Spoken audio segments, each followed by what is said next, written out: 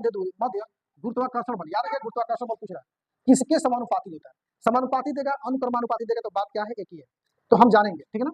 यहाँ देखिएगा न्यूटन के अनुसार गुरुत्वाकर्षण बल का गुरुत्वाकर्षण बल का न्यूटन के अनुसार दो बलों की दो बलों की दो बलों दो सॉरी दो द्रव्यमानों दो द्रव्यमानों के समानुपाती, दो द्रव्यमानों के अनुक्रमानुपाती या समानुपाती तथा उसके मध्य के बीच की दूरी के वर्ग के व्युत्क्रमानुपाती होता है। क्या होता है, उनके बीच के दूरी के वर्ग के व्युत्क्रमानुपाती होता है, यानी कि F समानुपाती m1 m2 बटा r स्क्वायर, यही जब होता है तो F बराबर आता है G m1 m2 बटा r स्क्वायर।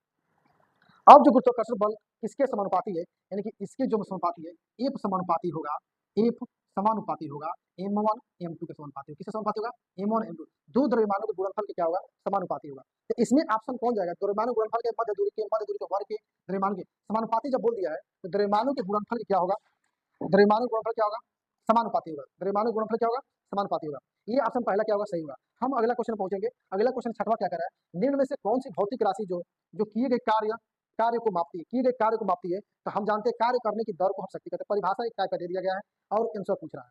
तो किए गए कार्य को हम पाते हैं, किए गए कार्य की दर को हम क्या कहते हैं, शक्ति कहते हैं। क्या कहते हैं, शक्ति कहते हैं। इसको भी याद रखना पड़ेगा आपको।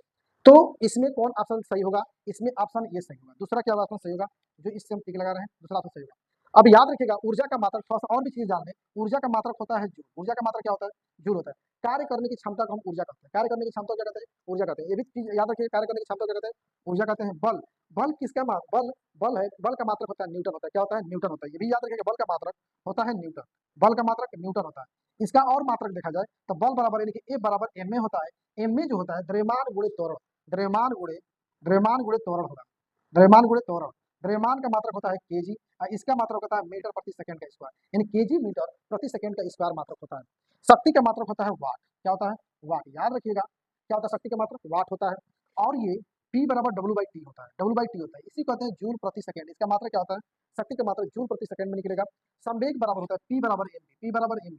एम का केजी होता है और इसका मीटर प्रति सेकंड होता है। तो इसका मात्रक होता है P बराबर mv के, संवेग का मात्रक केजी मीटर प्रति सेकंड होगा। तो ऑप्शन जो है शक्ति सही मेरा होगा। और क्या कीजिए, ये स्क्रीनशॉट लीजिए आप लोग और हम लोग आगे बढ़े, ठीक है ना।